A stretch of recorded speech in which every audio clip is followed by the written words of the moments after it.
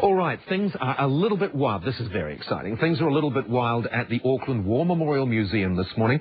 Ahead of the school holidays, which start in a week, prehistory is being brought to life, and a robotic dinosaur is reported to be playing up. Museum paleontologist Glenys Stace joins me now, live from the... Oh, and dressed so beautifully as well. Glenys, good morning. Good morning, Paul. Now, tell us what the story is with this prehistoric monster. Well, a few days ago, we found these unusual footprints down there in the domain, and we went down and had a look, and the only thing we could figure out that they might have been was a dinosaur.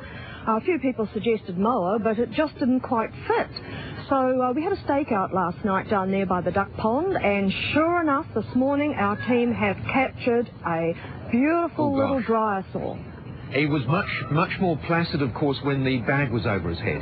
Well, yes, of course, that our animal behaviourist, Jack Crichton, managed to capture it, put the bag over its head. That always calms down wild animals like this. Just a wild animal at the moment, you see. He's going to have to work on it for the next week so that children can come to the museum and see it.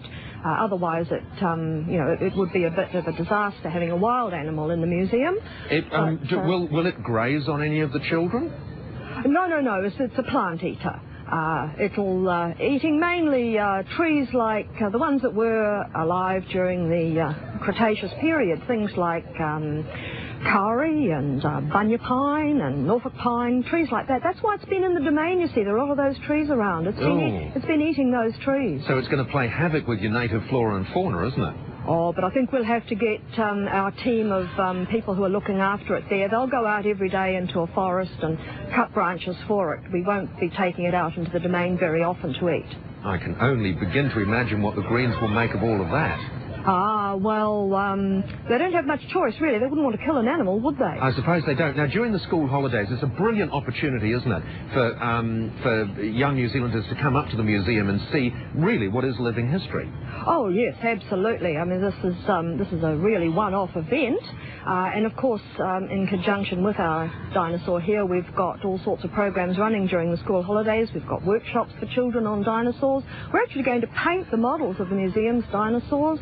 We've got 10-minute activities going on in the Children's Discovery Centre, all sorts of things. And, of course, our dryosaur. That's the type of dinosaur she is, by the way. Yes. And we think she's a female.